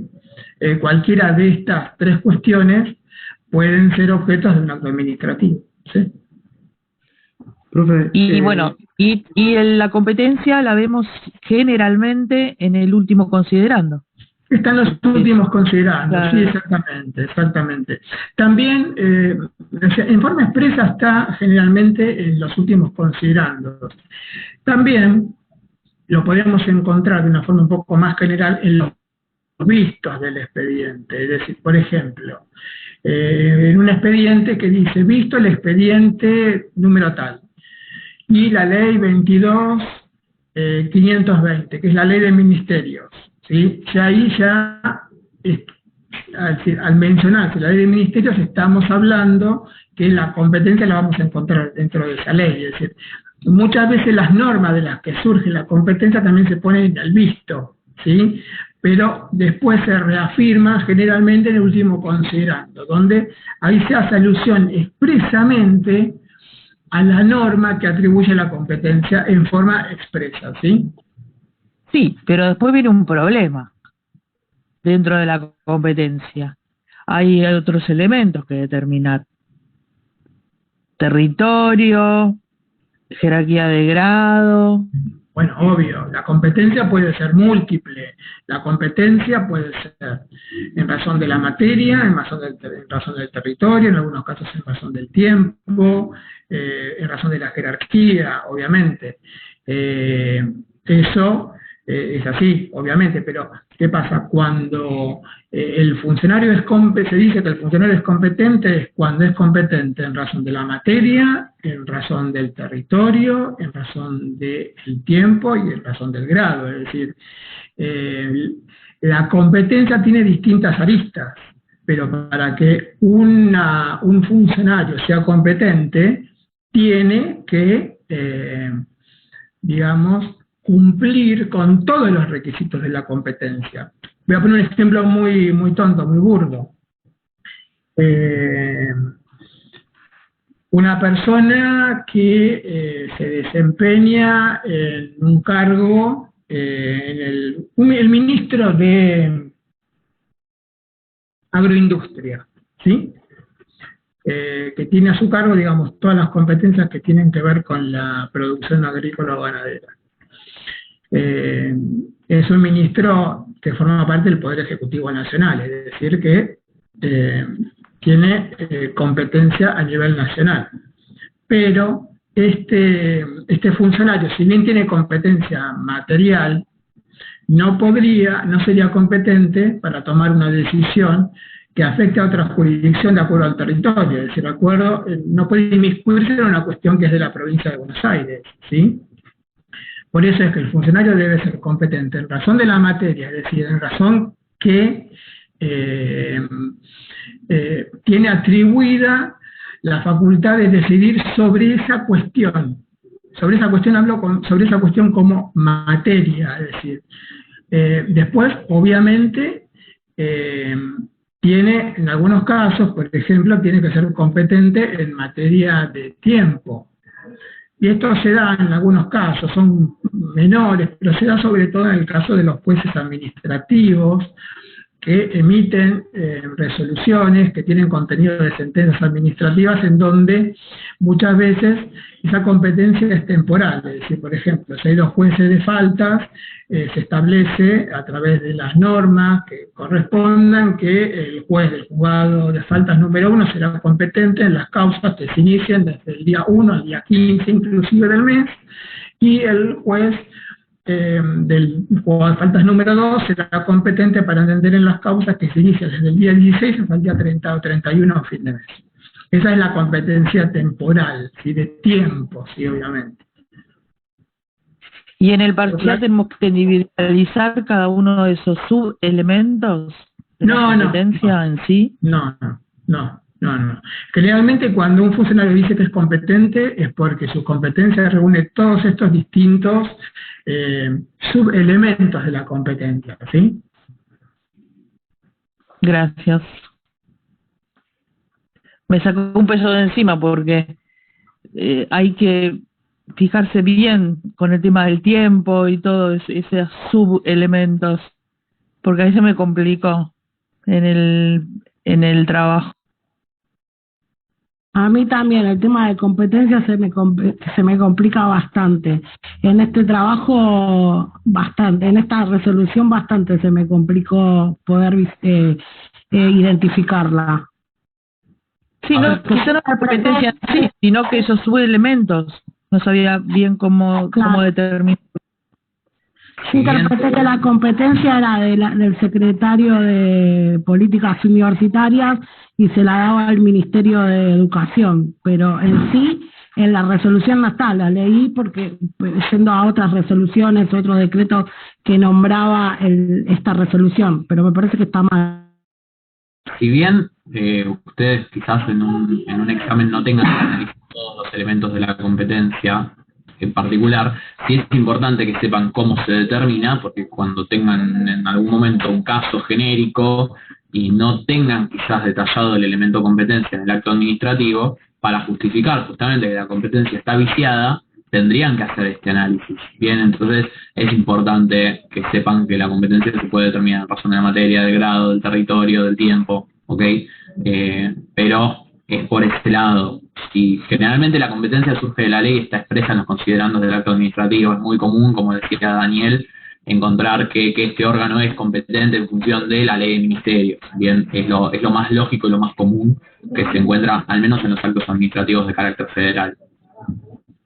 Sí, acá hay un tema que es importante para cuando, incluso para el ejercicio profesional. Es decir, uno no puede conocer cuáles son las competencias de todos los funcionarios de la Administración Pública Nacional o provincial o municipal. Entonces, ustedes, cuando ejerzan la profesión y tengan que impugnar o tengan que analizar la posibilidad de impugnar un acto administrativo, lo primero que tienen que determinar es si ese acto ha sido emitido por un funcionario u órgano competente. Y ahí a dónde tienen que recurrir. Por ejemplo, en el ámbito nacional tienen que recurrir a la ley de ministerios. La ley de ministerios establece no solamente cuáles son los ministerios que componen la Administración Pública Nacional o el Poder Ejecutivo Nacional, sino que desgrana cada una de las secretarías, de las subsecretarías, de las direcciones, y establece expresamente cuáles son las competencias, es decir, qué es lo que cada uno de esos funcionarios u organismos pueden realizar. Por lo tanto, ustedes tienen que acudir a esa norma si estamos hablando de un caso federal. Si es un caso provincial, también en muchos de nuestras provincias existen leyes de ministerios provinciales, y en los casos de las municipalidades tendrán que ir a las ordenanzas que establecen las misiones y funciones de cada secretaría o de cada miembro del organigrama municipal para ver si esa cuestión sobre la que él decidió tenía una aptitud legal para conocerla y para resolverla. ¿Sí? Eso es muy importante, porque la realidad es que si la competencia está viciada, digamos, ese acto administrativo nació para morir directamente. ¿Sí? Hay otros vicios que afectan otros elementos del acto administrativo que después lo vamos a ver que pueden existir, pero pueden ser subsanados, pueden ser saneados. Cuando un acto administrativo es dictado por un órgano incompetente, digamos, es el vicio más importante que puede tener el acto administrativo, nuestro ordenamiento jurídico, y eso, digamos, sella la suerte de ese acto como un acto ilegítimo o ilegal, ¿sí? Puede decir, porque el funcionario ha actuado sin competencia o en exceso de su competencia también, ¿sí? También tienen que analizar eso, es decir, porque a veces queda claro si tiene o no tiene competencia, pero también lo que hay que analizar es esta competencia hasta dónde se extiende, ¿sí? Eso también es muy importante, porque eso a veces puede llevarnos a confusión. Es decir, en principio es competente para entender en la materia, pero por ejemplo, pasa muchísimo en la administración pública, que ciertos funcionarios tienen competencia para decidir ciertas cuestiones en materia económica hasta determinado monto. Es decir, es competente para disponer un pago de hasta, no sé, 500.000 pesos. Pasados los 500.000 pesos los tiene que autorizar el funcionario o el órgano superior. Pero digamos, los dos tienen la misma competencia, es decir, tienen competencia para ordenar pagos. Ahora, el límite de esa competencia va a estar dado por el marco jurídico y ustedes tendrán que ver en ese caso hasta dónde llega la competencia. Bueno, para impugnar entonces un acto administrativo hay que apuntar primero a saber el análisis de la competencia de la persona que lo dictó. Exactamente, exactamente. Lo primero que ustedes tienen que analizar es la competencia. Lo primero. Y es válido hasta que se impugne, como un decreto que es válido hasta que lo rechacen las dos cámaras. Exactamente. Uno de los elementos del acto administrativo es la presunción de legitimidad y la ejecutoriedad. Es decir, que el acto administrativo, hasta que sea impugnado y se resuelva esta impugnación, el acto administrativo debe ser acatado, en virtud del principio de la presunción de legitimidad, es decir, este principio por el cual la administración en principio emite decisiones que son legítimas, salvo que se demuestre lo contrario, ¿sí? Y si se tomaron medidas en el transcurso de que se impugne, ¿esas medidas son válidas? Todas las medidas, a ver, cuando hablamos de medidas que tiendan a ejecutar ese acto administrativo. Sí, hasta tanto el mismo órgano, si se trata de un recurso de revocatoria, que después lo vamos a ver, o el órgano superior, si se trata de un recurso administrativo jerárquico, decidan lo contrario, es decir, que revoquen o que dejen sin efecto el acto administrativo, todas las medidas que tome el emisor de ese acto administrativo para que ese acto administrativo se cumpla son válidas, exactamente. ¿Y si tenía competencia para hacer un gasto para determinado monto y gasto más también? Y ahí en todo caso, no, y lo que preguntaba Ana es respecto si con un acto que todavía no fue impugnado se realiza un gasto y qué pasa después si el acto administrativo es declarado nulo. Yo ahí lo que entiendo que en realidad posteriormente la persona a la que se le pagó ese gasto o la administración deberán iniciar las acciones judiciales que se deriven de esa nulidad del acto. Bien. Exactamente. Sí, pero el acto ya fue cumplido, ya fue hecho. Sí. Hasta tanto no se... No, a ver, ahí tenés razón en lo que decís en parte. ¿Por qué? Porque, a ver, yo cuando les hice esta aclaración, les hice la aclaración en cuanto a los límites de la competencia, ¿sí? Ahora, vamos a suponer que puede pasar que un funcionario decida un gasto cuyo monto está por encima de el que el ordenamiento jurídico le permite. En principio, uno debería decir que ese gasto es ilegítimo. Ahora, si se pagó al acreedor que corresponde, por el monto que corresponde, se pagó un servicio efectivamente prestado, ¿sí? A pesar de que ese gasto lo haya autorizado un funcionario que no correspondía, no va a haber una consecuencia respecto de un perjuicio hacia el Estado, porque se pagó lo que correspondía. Ahora, lo que sí va a haber es seguramente una consecuencia disciplinaria contra el funcionario que se excedió en su competencia. Es decir, en este caso no hay un perjuicio, ¿sí? Lo único que, en lugar de que ese caso lo tenía que decidir yo, lo decidió un funcionario que estaba por debajo de mi jerarquía y no estaba autorizado para autorizar ese gasto. En ese caso lo que habrá que ver en cada caso es si se pagó lo que correspondía o no y si hubo perjuicio o no, ¿sí?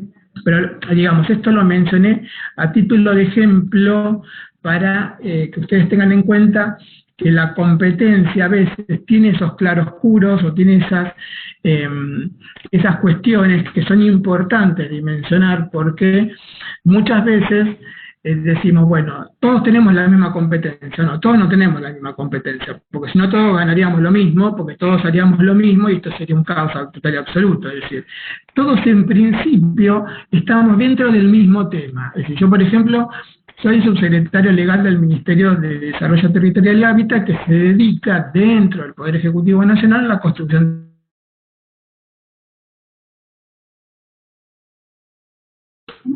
Ahí se le volvió a cortar a Daniel. Tanto yo como el no todos, no. ¿Me escuchan? Nos quedamos en que vos sos subsecretario de... No, lo que yo les decía es que, por ejemplo, yo en mi caso soy subsecretario legal del Ministerio de Desarrollo Territorial y Hábitat de la Nación, y así como yo, como el resto de los subsecretarios, y los secretarios, y los directores nacionales, y los directores simples, estamos, digamos, bajo el paraguas de lo que es la construcción de viviendas, porque es el objeto de nuestro ministerio. No todos podemos hacer absolutamente todo, es decir, los secretarios tienen determinadas competencias, los subsecretarios tienen otras, a pesar de que todas esas competencias estén relacionadas con el tema de la construcción de viviendas, ¿sí? Pero habrá que ver en cada caso, digamos, ese actuar hasta dónde llega, ¿sí? ¿Quedó más o menos claro? ¿Cuáles son los vicios que se pueden subsanar? La competencia, bueno, sabemos que no, pero otros vicios... No, las competencias no. Cuando un acto es incompetente, es incompetente. Exactamente. Los vicios que se pueden subsanar son aquellos que no hacen a la vida, o no son los, digamos, no afectan en su esencia a los elementos del acto administrativo.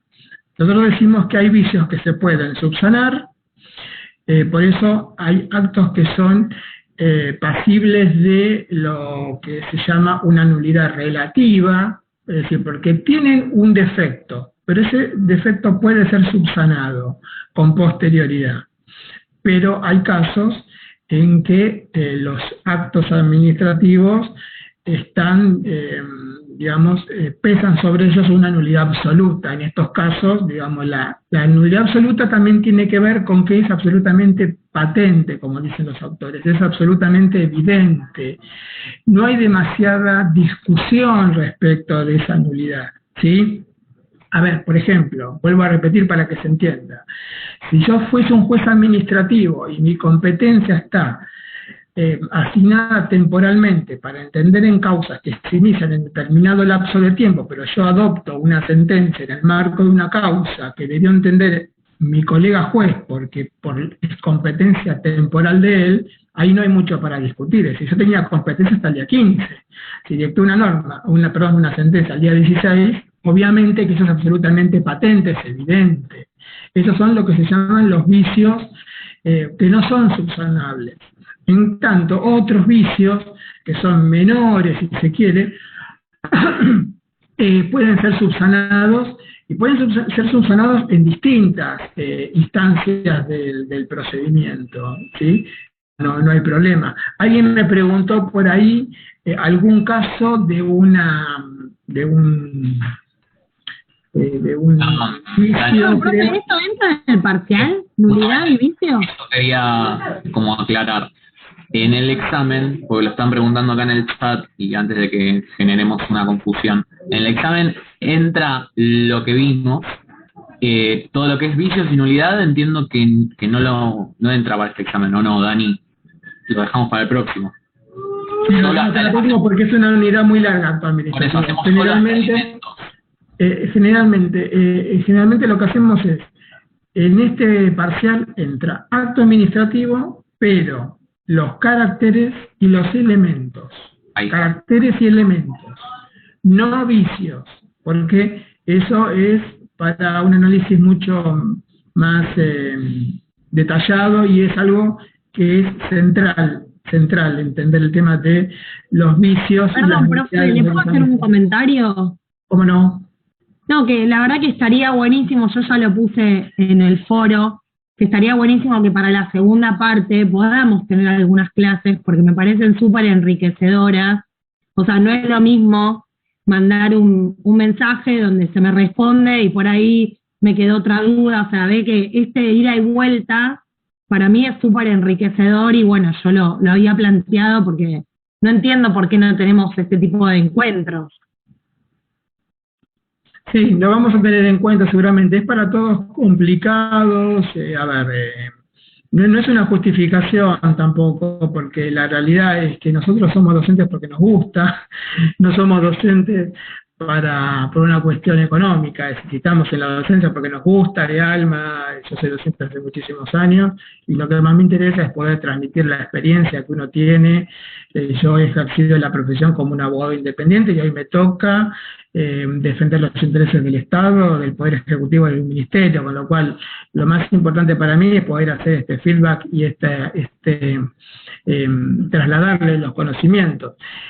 También es cierto que la realidad, quizás tengamos que ver alguna otra alternativa como clases grabadas, porque los horarios son muy complicados hoy, no solamente los horarios nuestros, sino también los horarios de ustedes, por distintas cuestiones, hay muchas clases en teletrabajo. Bueno, pero si nosotros nos anotamos a la mañana es porque yo lo puse, o sea, yo curso 5 materias, curso todos los días a la mañana, y si yo me anoté es porque puedo, o sea, porque tengo disponibles horarios.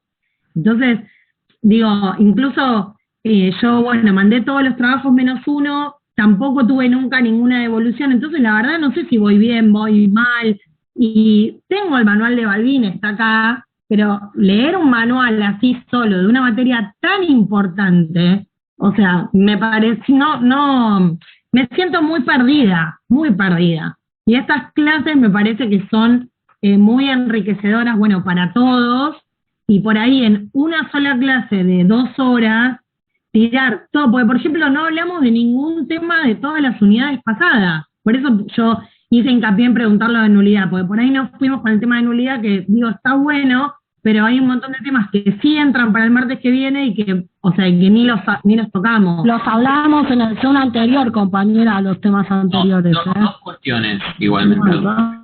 En cuanto a lo que comentaba María Inés de los trabajos, es verdad, los vio Pablo, los vio Ariel, también los trabajos, algunos también los vio Daniel, y a los que estaban mal realmente se les hicieron comentarios de forma personal y privada.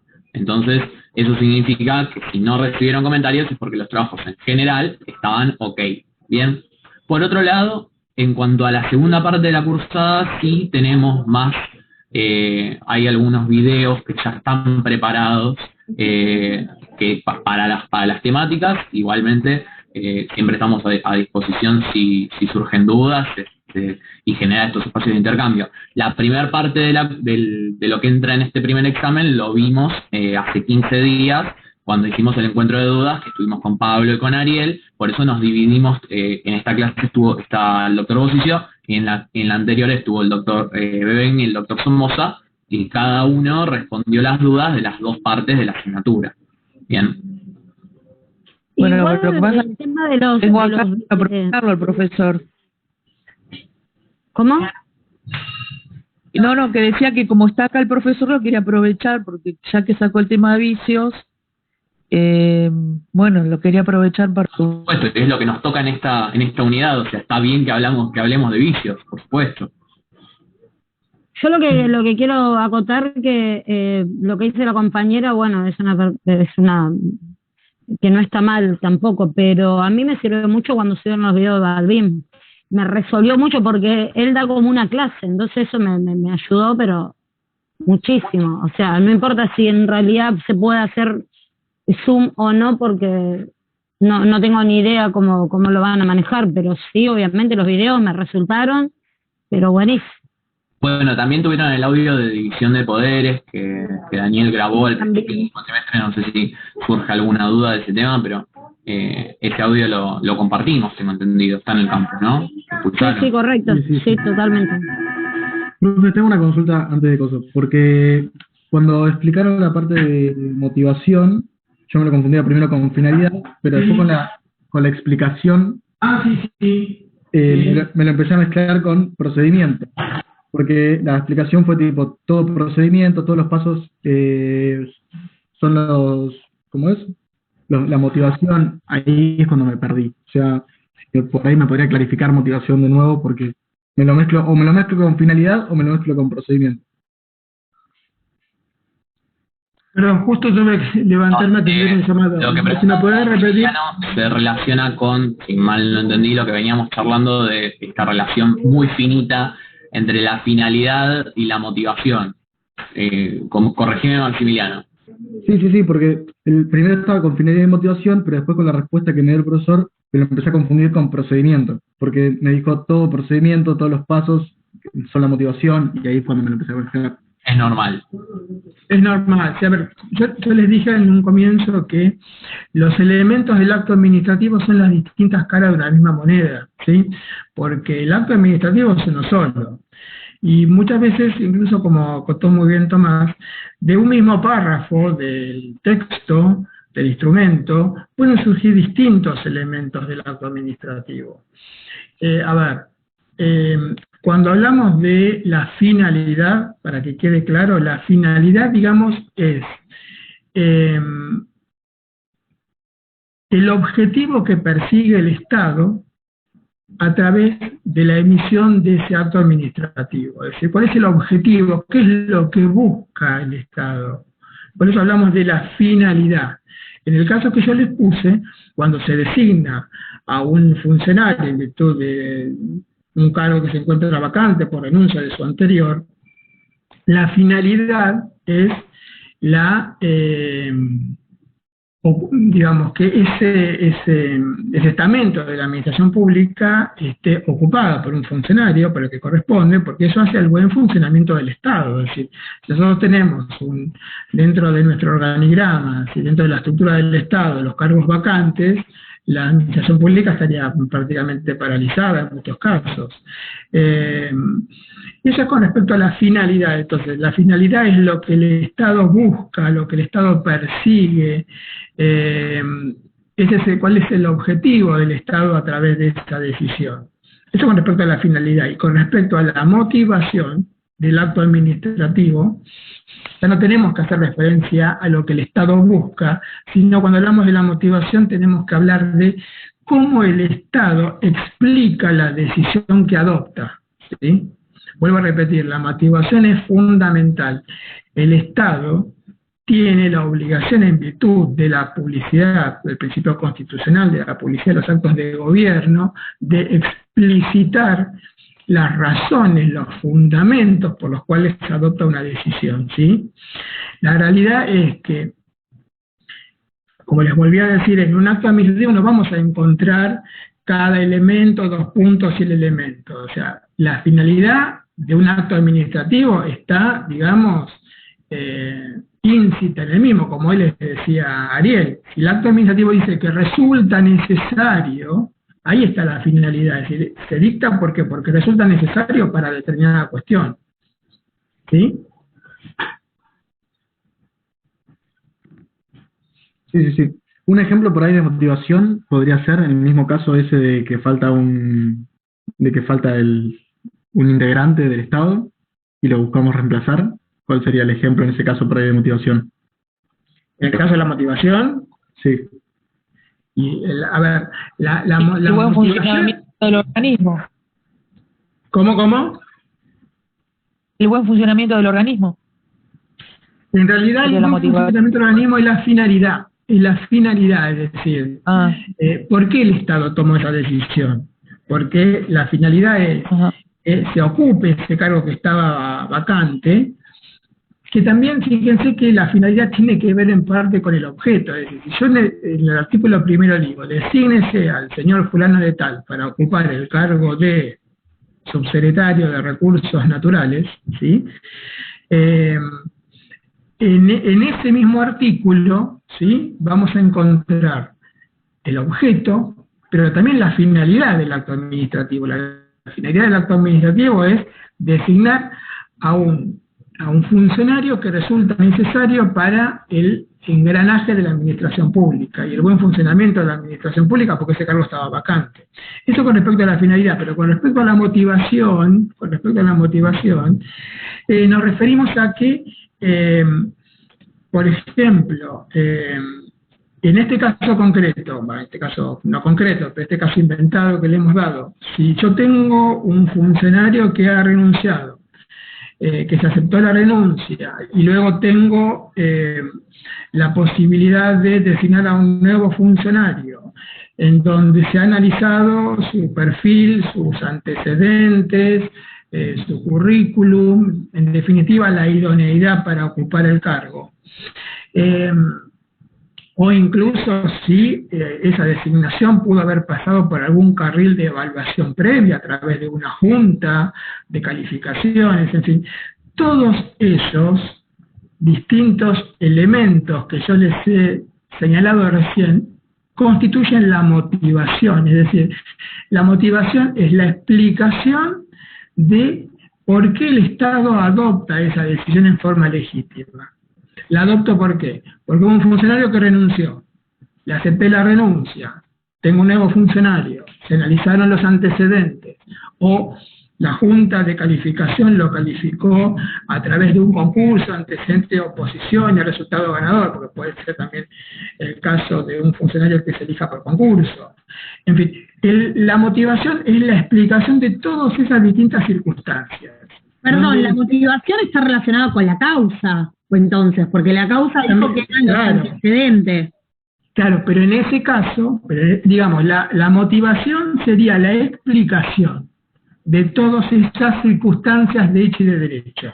¿Podría decirse que sería como la explicación de la causa? Podría ser como la explicación de la causa, exactamente, porque la causa de esto que estamos diciendo, ¿cuál sería? Sería que un funcionario presentó su renuncia, que el cargo está vacante y que la norma establece que ese cargo tiene que estar cubierto por algún funcionario. Ahí tenés los antecedentes de hecho y el antecedente de derecho. ¿Sí? ¿Y cómo individualizamos la motivación en el trabajo que nos mandó? ¿Cómo? ¿Cómo individualizamos la motivación del trabajo que nos mandó en la resolución que tenemos que analizar? Porque ¿en qué considerando está? Bueno, ahí yo no les puedo adelantar en qué considerando está, digamos. A ver, ustedes tienen que analizar de los considerandos cómo se va explicando cómo se va gestando la voluntad del Estado a través de los distintos párrafos de ese considerando. Eso es la motivación.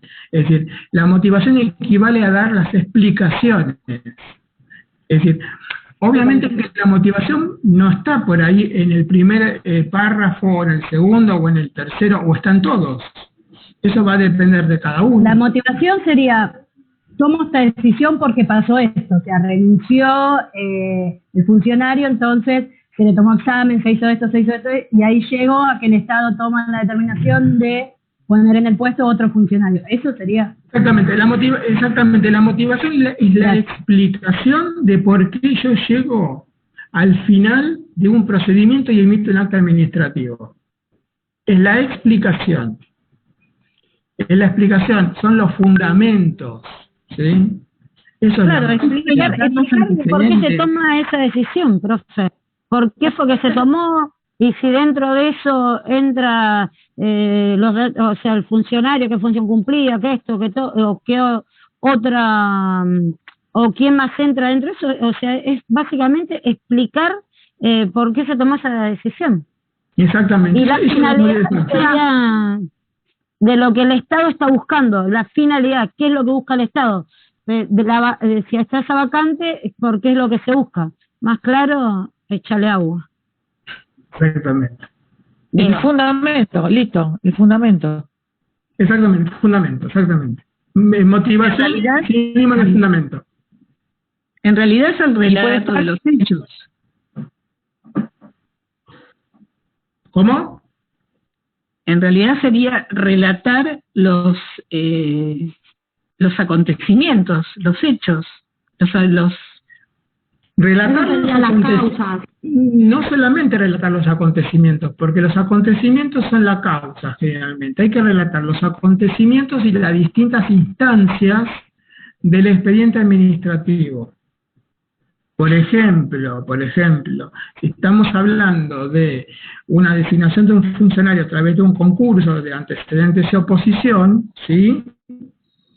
No que es designado, digamos, porque se analizó su currículum y no se hizo, digamos, una comparación con otros que también podrían ocupar ese mismo cargo.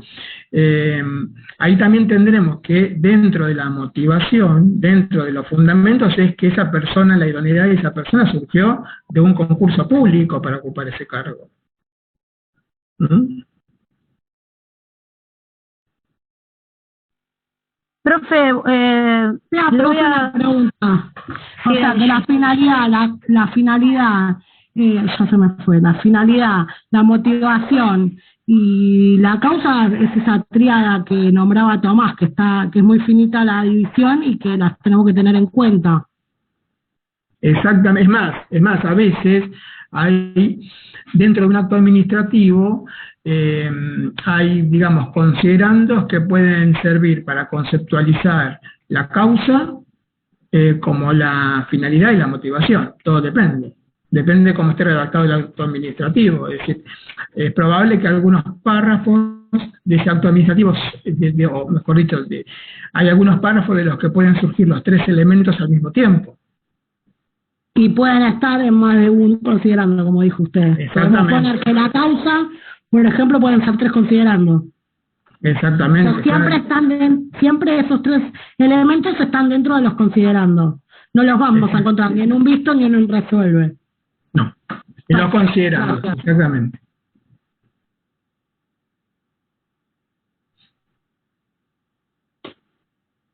Profe, usted sabe que le iba a comentar, profe Tomás, y en fin, el TP5 no lo entregué todavía, por razones que hoy a la noche tengo un parcial, es el único que me falta.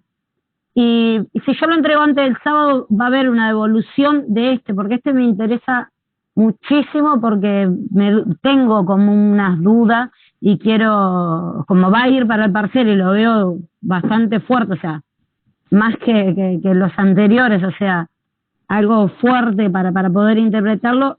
Si lo entrego antes del sábado, voy a tener la devolución.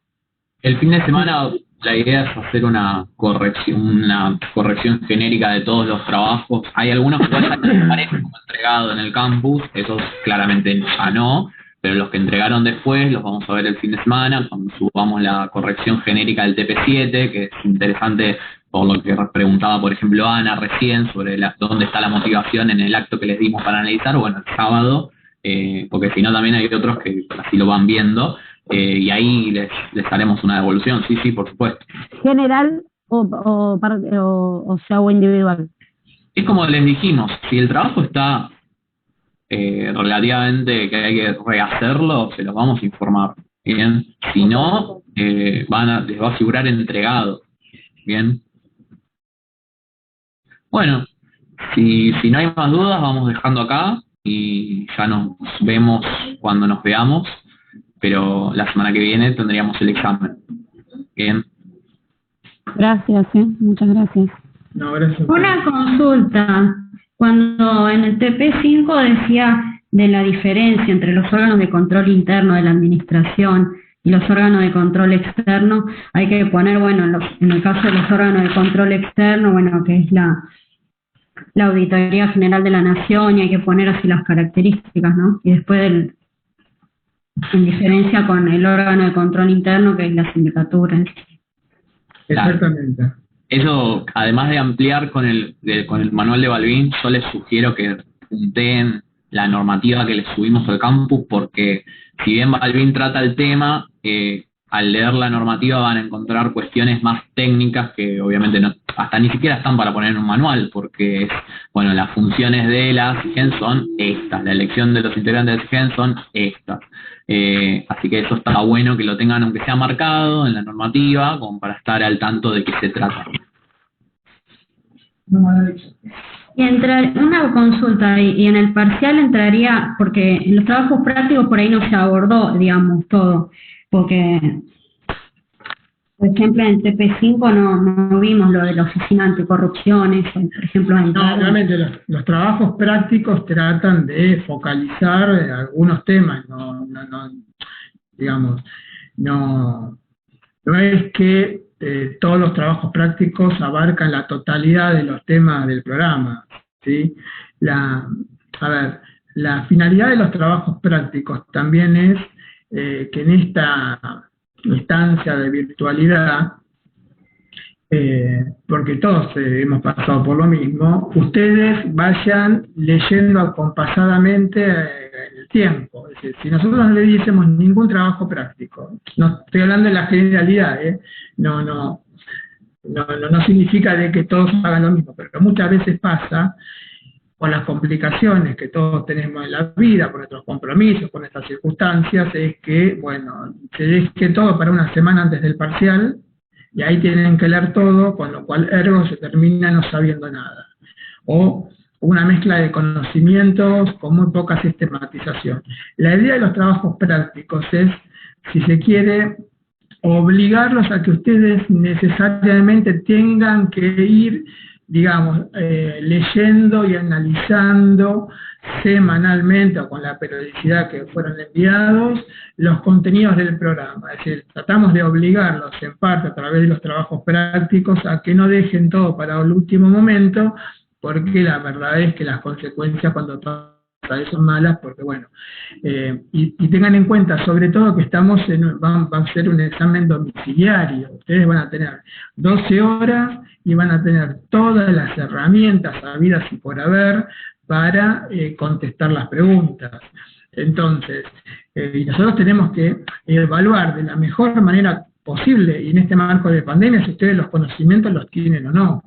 Entonces, porque tranquilamente podría pasar que ni siquiera hayan leído nada para el parcial, y como es un parcial domiciliario, ese día abren el manual, empiezan a cortan y pegan, y eso no tiene sentido. La idea no es esa. La idea es, dentro de lo que nos toca vivir en este momento, que vayan acompasadamente, porque los conocimientos, es como todo, requieren de un tiempo digamos, para ir cimentándose. Es decir, les podríamos dar una clase magistral de 24 horas y sinceramente poco les quedaría. Es decir, los conocimientos tienen que ir siendo dosificados y se tienen que ir cimentando como cualquier otro conocimiento. Por eso es que los trabajos prácticos tienen esa finalidad, ¿sí?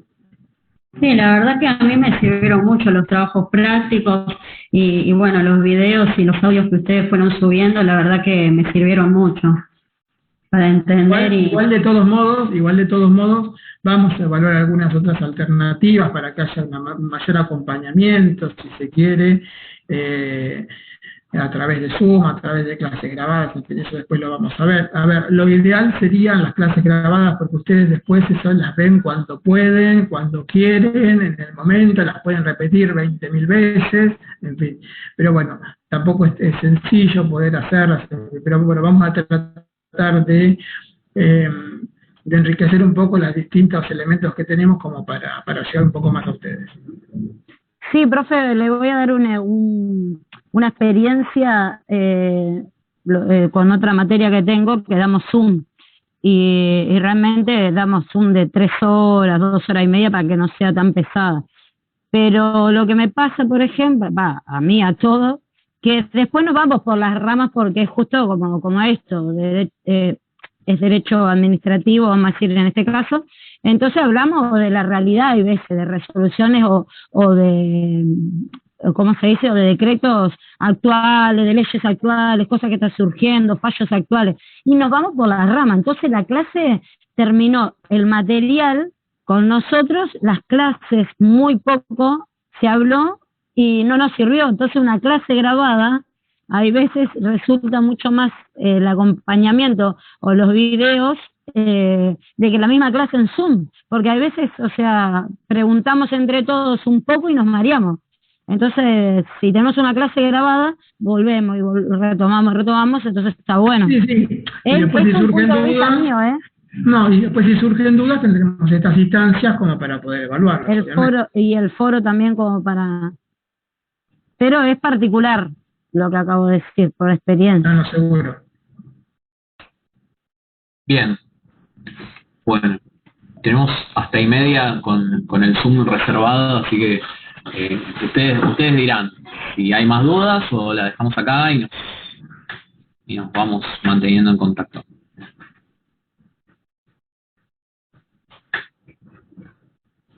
Bien. Recuerden entonces, la semana que viene nos van a encontrar en el campus el examen para realizar, y la entrega es por el campus, ¿sí? Porque es lo que nos exige la carrera, que sí o sí se haga por el aula virtual. Vieron que por el tema de si lo envían por mail y todo, bueno, algunos trabajos los recibimos por mail, pero nos están exigiendo que quede grabado en algún lado el examen, así que necesitamos que lo entreguen por el aula virtual. Ok, muchas gracias. Bien. Yo le quiero decir algo al profe Bocicio que me acaban de mandar. Le manda saludos a la doctora Fernández. La doctora Fernández. Es mi mamá, pero usted me dijo mandarle saludos a Daniel. Un beso para tu mamá. Que la cuide. Muchas gracias, profe. Saludos. Hasta luego. Bueno, nos vemos entonces en algún momento en videos o en telecomunicaciones. Dani, te mando un abrazo grande y nos estaremos encontrando. Hasta luego. Muchas gracias a todos. Muchas gracias a todos. Muchísimas gracias.